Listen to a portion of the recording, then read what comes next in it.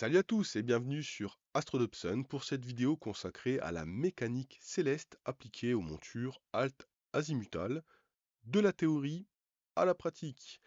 La théorie, cette théorie dont j'ai eu bien besoin quand j'ai commencé à m'intéresser à la rotation de champ. Vous le savez, en alt azimutal, la rotation de champ, c'est ce qui va limiter notre temps de pause. Et la rotation de champ, elle, ou plutôt la quantité de rotation de champ, est fonction de la position de l'objet dans le ciel. Pouvoir prédire la position d'un objet dans le ciel, c'est pouvoir prédire le temps de pause. Et si vous faites cet exercice sur des centaines d'objets célestes, vous allez pouvoir trier, trouver ceux qui présentent les meilleures conditions de shoot pour une soirée considérée ou une période. Et ça, c'est ce qu'on a mis en musique avec Astro Target Selector. Mais pouvoir prédire la position d'un objet et l'évolution de la position d'un objet dans le ciel, c'est aussi le premier pas pour faire du tracking et pouvoir concevoir une monture. Ça, c'est le travail que j'ai fait avec la mini-monture. On développera tout ça dans la deuxième partie de la vidéo qui s'intéressera aux aspects pratiques. Je vais trop vite. Voilà. De la théorie, le suivi sidéral. Avant toute chose, on va devoir définir un référentiel et des coordonnées. C'est le préambule. Les coordonnées nous permettent de localiser un objet dans le ciel. Ça, je pense que vous le savez. Et les coordonnées, elles, se réfèrent à un référentiel. Les référentiels, il y en a pas mal. Mais on en connaît deux, on en pratique deux au quotidien. Le référentiel de coordonnées équatoriales. Donc ce référentiel est défini par un axe. L'axe qui relie le pôle nord céleste au pôle sud céleste. Et cet axe est coaxial avec l'axe de rotation de la Terre. Et puis nous avons un plan normal à cet axe que l'on nomme l'équateur céleste. À partir de ça, on a l'ascension droite et la déclinaison qui vont nous permettre de localiser un objet. Alors, l'ascension droite, acronyme AD, se trouve aussi nommée ERA, donc la version anglaise, dans beaucoup de logiciels, surtout si vous les avez configurés en anglais. Pour la suite de la vidéo, on va appeler ces coordonnées les coordonnées RADEC. Le deuxième référentiel, celui que l'on connaît le mieux, notre référentiel à nous, celui des coordonnées alt azimutales, qui est défini donc par le lieu d'observation et l'observateur pouvant être le télescope. Et dans ce référentiel, un objet est localisé par son azimut et sa hauteur ou altitude. Donc dans la suite, on dira coordonnées altaz. Alors, les coordonnées se quantifient avec des unités et des grandeurs. Les coordonnées renvoient vers des angles et les angles se quantifient notamment en degrés, degrés décimaux. Alors c'est la première unité que l'on voit très rapidement à l'école. On la connaît tous, hein, de 0 à 360 degrés. Si je vous dis regarde à 90 degrés, vous saurez à peu près où pointer vos yeux pour voir ce que j'essaie de vous montrer. Mais c'est pas suffisant malgré qu'on peut mettre des chiffres après la virgule. En astro, on va vite avoir 4, 5, voire 6 chiffres après la virgule, donc il nous fallait quelque chose de plus précis, de plus fin. C'est pour cela que les degrés, minutes, secondes interviennent lorsqu'on veut localiser vraiment très finement une étoile ou un objet du ciel profond. 60 minutes vaut 1 degré, 60 secondes vaut 1 minute et 3600 secondes 1 degré. Alors il y a une variante de ce système, heure, minute, seconde, dans laquelle 360 degrés c'est 24 heures. Mais dans ce système, on a aussi des minutes et des secondes. Et là, quand on n'est pas habitué à manipuler les deux, donc les degrés minutes secondes et heures minutes secondes, il y a facilement des confusions qui peuvent se faire puisque 1 heure vaut 15 degrés, 60 minutes vaut 15 degrés dans ce système-là, alors que 60 minutes vaut 1 degré dans l'autre système. C'est pour ça que souvent, ici, on précise minutes ou secondes d'arc. Ça permet de bien faire le distinguo entre les deux. Lorsque l'on parle échantillonnage ou champ, on parle en minutes d'arc. Alors ce système, heure, minute, seconde, c'est celui qui est utilisé pour l'ascension droite. Alors pourquoi utiliser des coordonnées comme ça qui sont différentes des autres? Pourquoi on n'a pas des degrés? Alors j'avoue que sur cet aspect-là, j'ai pas été faire une recherche historique, mais ce qu'on peut se dire, c'est que ça donne un lien intime avec le temps. Un objet qui va bouger de 45 degrés va le faire en 3 heures. Donc la nuit, quand vous avez une étoile et puis au bout d'un temps, grosso modo, elle a bougé de 45 degrés, vous savez qu'il s'est écoulé à peu près 3 heures. Donc ce système-là a certainement dû être introduit dans des temps anciens où on avait besoin de connaître des durées ou savoir à peu près l'heure qu'il était la nuit. À mon avis, on n'est pas trop loin de la vérité. Et puis, on peut aussi définir les angles avec des radians. Alors là, c'est un peu plus compliqué, ça parle beaucoup moins, à part de savoir que 2π, c'est 360 degrés. Mais on en a besoin parce que tous les calculs que l'on va faire font appel à de la trigonométrie. Et en trigonométrie, on manipule des angles en radians et on obtient donc des résultats en radians qu'après, on va pouvoir convertir assez facilement. La vitesse sidérale, les grands principes, déjà, il y a vitesse sidérale parce qu'il y a mouvement. Et ce mouvement, c'est la rotation de la Terre qui se fait en 23h56 minutes 4,0905 secondes, ce qui convertit en secondes nous permet de connaître la vitesse de rotation de la Terre, soit en degrés par seconde, soit en radians par seconde. Là, concrètement, on va pas avoir besoin de connaître cette grandeur. On va pas la manipuler de manière directe, en tout cas dans la suite, mais c'était une petite précision toujours intéressante à avoir. On peut maintenant se placer dans le référentiel équatorial avec notre pôle nord céleste ou pôle céleste, hein. Ça dépend d'où on se situe. Et puis on va avoir un objet qui va parcourir sur sa déclinaison un cercle en une journée. Pour nous 24 heures, mais un peu moins. Donc, grosso modo, la vitesse sidérale d'un objet dans le référentiel équatorial, c'est la vitesse de rotation de la Terre. Donc, mettre en œuvre un suivi sidéral, ça veut dire faire coïncider l'axe ou un des axes de notre télescope avec l'axe des pôles célestes, pardon, et se mettre à la vitesse de rotation de la Terre. Grosso modo, c'est assez simple. On n'a même pas besoin de motoriser l'axe de déclinaison, et d'ailleurs certaines montures sont sans motorisation d'axe de déclinaison parce que l'objet ne bouge pas. Alors, si il bouge, et notamment ceux qui font des pauses très longues en équatorial le savent, on n'est jamais parfait dans notre mise en station, donc on a des micro-mouvements, et si on veut être au top du top, c'est bien de pouvoir corriger ces micro-déplacements. On va donc motoriser, dans le cadre notamment d'autoguidage, on va avoir réellement besoin de motoriser l'axe de déclinaison. Ça, c'est un autre sujet. Alors maintenant, dans le référentiel altazimutal, là, ça devient un peu plus compliqué.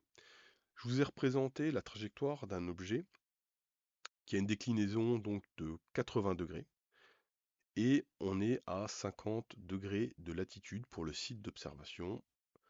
Là, on voit que l'objet décrit une trajectoire ellipsoïdale un peu écrasée.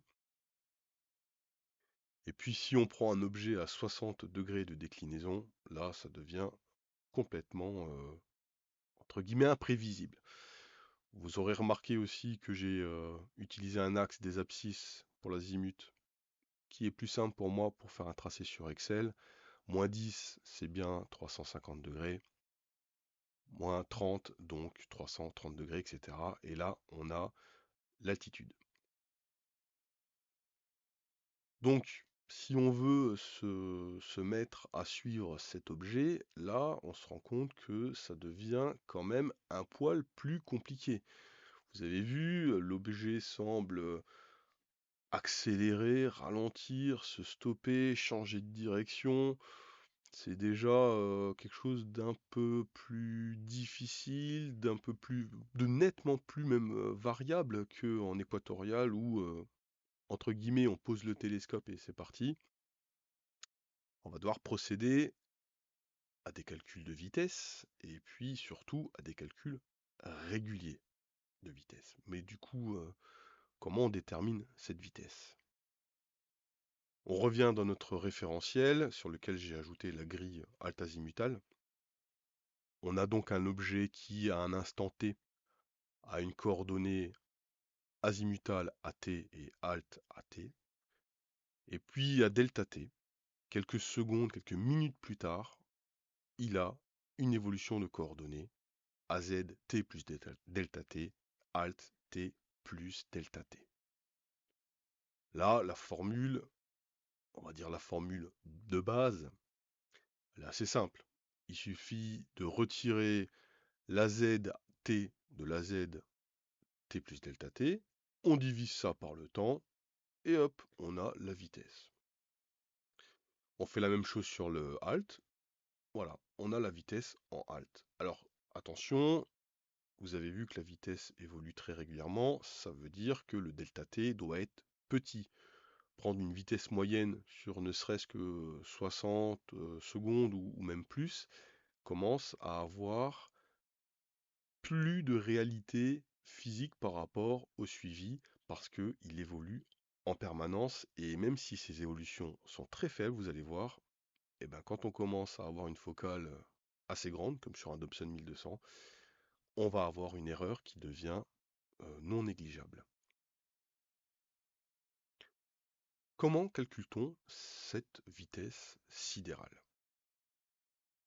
Alors voici la formule brute, ou les formules brutes que l'on obtient lorsqu'on fait des recherches sur Internet. On les trouve assez facilement. Bon, là-dedans, il y a des choses qu'on a déjà vues, la déclinaison, la latitude. AH, ça, on l'a pas vu, mais globalement, on a déjà des choses à notre disposition. Sachant que, comme je vous l'ai dit, les angles sont à donner en radians pour un résultat exprimé en radians. Alors, moi, j'ai à ma disposition les coordonnées Altaz, j'ai aussi les coordonnées Radec. Je connais la latitude et la longitude de mon site d'observation, je sais quel jour on est, l'heure, etc. Voilà, mais je n'ai toujours pas de AH. Alors c'est quoi ce AH? Merci Wikipédia. En astronomie, l'angle horaire d'un astre est défini comme la différence prise dans le sens direct entre le temps sidéral et son ascension droite. D'accord? Donc, si je corrige mon schéma précédemment, en fait, mon objet se caractérise par une déclinaison et un angle horaire. D'ailleurs, vous vous êtes peut-être fait une remarque. Comment on fait en équatorial pour pointer un objet, sachant que les coordonnées radec de mon étoile ou de mon objet du ciel profond restent toujours les mêmes? Alors, c'est pas tout à fait vrai, mais dans le cadre d'une soirée ou même sur une année, restent toujours les mêmes. Eh bien, il faut savoir que notre monture équatoriale a deux axes. Un axe pour la déclinaison et un axe pour l'angle horaire. Et pour positionner la monture sur l'objet, on va rentrer, si elle est motorisée, l'angle horaire et la déclinaison. Et cet angle horaire, a priori, varie avec le temps. L'angle horaire, comme on l'a vu, c'est la différence entre le temps sidéral local et l'ascension droite. Donc là déjà, on a notre ascension droite et on a une notion de temps, donc de quelque chose qui évolue au fil de la soirée. Le temps sidéral local, eh ben lui, c'est le temps sidéral de Greenwich sur lequel on ajoute la longitude, ou on la retranche si elle est en négative. Donc là, on a déjà retrouvé notre longitude. On commence à avancer. Le temps sidéral de Greenwich, lui, est fonction de l'angle de rotation de la Terre. Là, ça commence à devenir mathématiquement un peu plus compliqué, mais d'accord, bon. On commence à avoir tout, mais il nous manque encore des choses.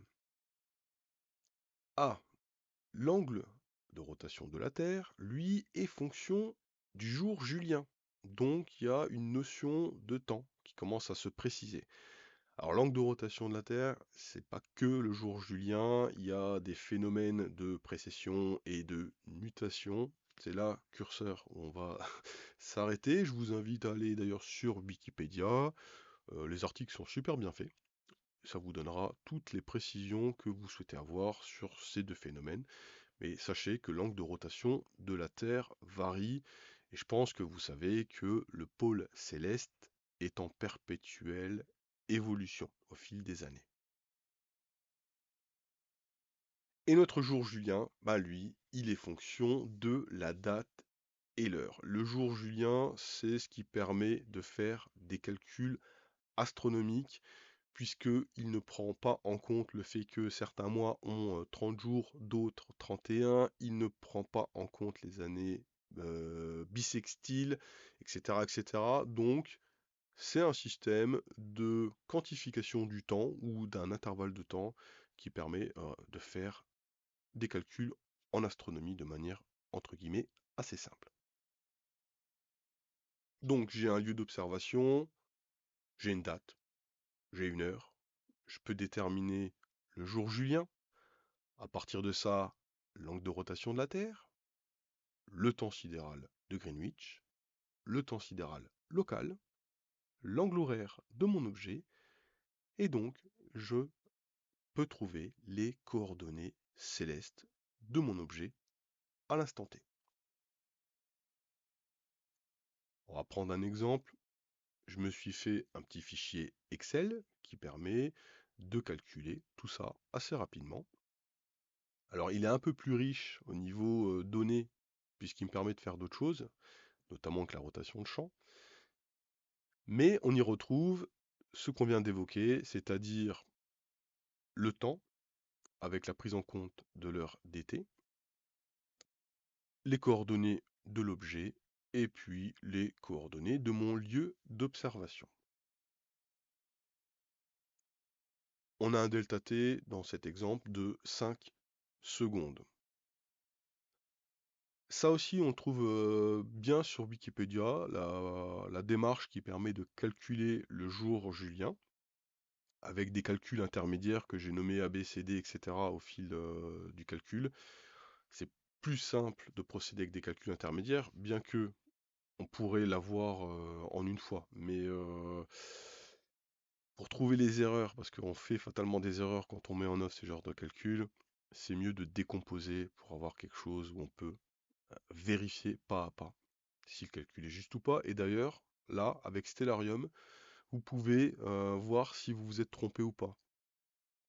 Stellarium m'a été très utile d'ailleurs pour savoir si j'étais dans le juste ou pas. Je vais donc calculer mon angle de rotation de la Terre qui prend en compte tout un tas de phénomènes astronomiques, angle en radian, bien évidemment. Et là, je vais pouvoir déterminer le temps sidéral de Greenwich. Ça, c'est certainement l'équation la plus complexe de tout. Clairement, je ne saurais pas, là, à ce stade, vous expliquer tous les composantes de cette équation. Elle doit se trouver, certainement, mais elle est assez costaud. Et on obtient une valeur encore en radians. J'en déduis mon temps sidéral local, donc en me décalant de la valeur de ma longitude. J'y intègre l'ascension droite et j'obtiens l'angle horaire. À partir de ça, j'ai tous mes sinus, cosinus, tangentes, etc. dont j'avais besoin dans mon équation. Et j'obtiens mes coordonnées, que je peux même présenter proprement, mes coordonnées à t et à delta t. J'en déduis les vitesses, comme on l'a vu précédemment, en passant par donc le delta angulaire réalisé sur un delta de temps. Et puis comme ça, il est possible de tracer des petits graphiques qui nous permettent de voir l'évolution de la vitesse. Donc on sait comment la vitesse évolue, on sait les moments où elle est le plus petit, le plus grand. Ça aussi, à un moment donné, je me suis demandé si, en termes de qualité de photo, est-ce qu'il n'y avait pas des zones où, par exemple, la vitesse est très grande? Est-ce que c'est pas plus favorable d'avoir une vitesse très grande par rapport au moteur? Ou alors est-ce que c'est pas plus favorable d'avoir une vitesse quasiment à l'arrêt? Bon, ça demande énormément d'essais. J'ai pas pu les mener à terme, peut-être plus tard. Et vous pouvez aussi simplement voir la position d'un objet, comment elle évolue. Donc ici il est AZ et ici il est Alt. Là je me suis fait pareil pour rapidement voir si un objet est propice parce que chez moi, en dessous de 20 degrés, bah, il est sous l'horizon. Donc voilà, est-ce que cet objet, sur la période 20h, minuit, je vais pouvoir l'avoir dans une position qui me permet de l'observer ou de faire des photos. Et vous pouvez aussi tracer, tout simplement, en fonction du temps, l'évolution de, ici, l'altitude ou de du AZ. Voilà pour cette première partie, donc la partie théorique. Vous avez vu que, avec un petit peu de calcul, je ne les ai pas détaillés, mais je vous mettrai à disposition, je ferai un Excel un petit peu light pour ceux que ça intéresse et qui veulent vraiment regarder, parce que ça reste intéressant. Comment on peut assez facilement trouver les coordonnées d'un objet en fonction de paramètres comme le lieu d'observation et puis la date. Et ça, c'est le départ de plein de choses. C'est le départ du calcul de la rotation de champ, mais c'est aussi le départ de la conception et du fonctionnement d'une monture Altaz. On verra ça dans une prochaine vidéo. J'ai pas voulu aller trop loin, faire un truc qui dure trop longtemps, mais on va maintenant, dans la partie 2, mettre tout ça en pratique. J'espère que vous avez trouvé cette vidéo intéressante, pas trop compliquée, assez complète. N'hésitez pas à me le dire en commentaire. Et puis, je vous dis à très vite pour la suite.